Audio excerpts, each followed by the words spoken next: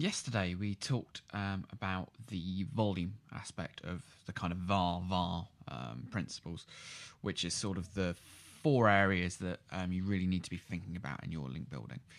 So yesterday we were talking about volume, and today we'll talk about authority. Now, authority is one that most people in the world of link building have got their head around. It's not that difficult to grasp the concept that if you want your website to do better in search engines, you need to attract links to your website that not only have a volume, a number of them, but they also send the right kind of signals, the right kind of trust signals.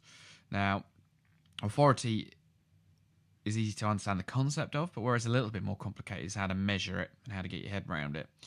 Now, what I'm going to take you through today is a reasonably quick way of kind of making a measurement of your current link authority and comparing that against what your competitors have.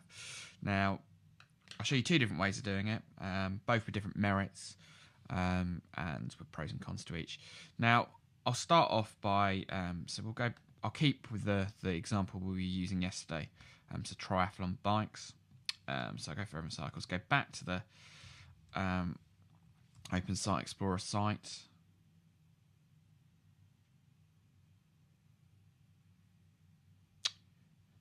Pop it in here. Get the link data. And they will give us a domain authority here and a page authority as well. Now, I quite like these metrics that come from SEO Moz and the like, but what they miss a bit of is it's very cumulative and it looks at lots of things, and it's very difficult for you or a client to understand exactly what these numbers mean. You know, it's the kind of, okay, it's a good metric, it gives you a score out of 100, very, very helpful, but what's a bit more difficult is if that score goes from 65 page authority to 70, what caused it? And what I like to try and do when working on link building projects is trying to make it very clear what the cause and effect is with your metrics. So when you've got a measurement, you know what you're doing that's influencing it. Because the problem with compound metrics like this, which are kind of quite difficult and are pulled on all kinds of different data, is the number might go up, the number might go down. Your tactics might be the reason for that. Your tactics might not be the reason for that. So I use a slightly different approach, but it's a little bit more complicated and a little bit more time consuming than this one. So I'll start off that I'll admit and make a confession here that it relies on PageRank. Now, you've probably heard me talk at length in the audio podcast and in the premium podcast about why PageRank can't be trusted. Now, PageRank is a score that Google give you out of 10. There's two types of PageRank. There's real PageRank, i.e. what Google uses part, but only part, of their algorithm internally. And then there's also toolbar PageRank, which is what, if you're using a PageRank checker tool, will tell you the tool. Now, PageRank internally is still only one of a huge number of ranking factors. PageRank externally, so what Google tell you, is updated very infrequently. It's updated like once every 3 months or so, but not guaranteed. There have been statements from Google that say that data, even when it is updated, is already considered out of date by the point it comes in. But it's one of the best measures we've got, I think, of making an assessment very quickly about a page's authority. Now, I'm doing this using PageRank. It might actually be possible, if you're a fan of the SEO Moz metrics, to use this as step remove. So rather than just looking at the page authority of your site or the domain authority of your site using the SEO Moz Open Site Explorer scores, you could then look at the links of what people are doing. Because what I'm trying to get at is the concept that although your authority will come across a wide variety of your links, I think, from my experience as a search marketer trying to improve a site's authority, it's good to concentrate on those small number of real high authority links rather than some of those middle grounds where they're reasonable authority and, you know, reasonable volumes there. So what I do is I use a tool, and it's the classic version of a tool called Classic Link Diagnosis. Now, you need to run this in Firefox, and we've covered it in previous episodes how to use this. It's a very, very, very, very, very slow tool. So what you'll want to do is set it up to run a report, and then, you know, go and do a couple of emails and the like, and it'll be all right when you're done. So I won't run it here, but here's a report of one that I've generated earlier. Now, what you can see here is it has your backlinks, and you can sort them via anchor text, via link type, via the number of links that they've got, and the strength of that individual page. Now, what I am interested in here is that effectively I, according to PageRank, have the 10 most, 10 highest PageRank links to this site. So if we accept that PageRank isn't a perfect metric, but a good shorthand, we know that these are probably the 10 links to the Evans website, which is sending them the highest value. So what I try to do is say, okay, well, I'll take each of these scores. So we've got a 6, 6, 5, 5, 5, 5, 5, and then all the way down to 4. So let's type this in a little spreadsheet quickly. So we've got 6, 6. You can cut and paste this, but I'm going to 1, 2, 3, 4, 5,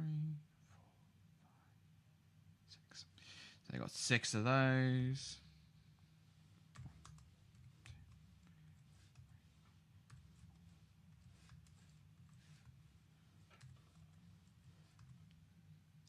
Okay, so here I have the top 10, the page rank of the top 10 links there, of which the average is 5, which is not hugely surprising. There were 2 4s and 2 6s and all the rest being 5. So what that is saying to me that the average page rank of the 10 most important links to that site is 5. Now, what I want to do is that in this case, Evans is a competitor of my hypothetical triathlon bike shop.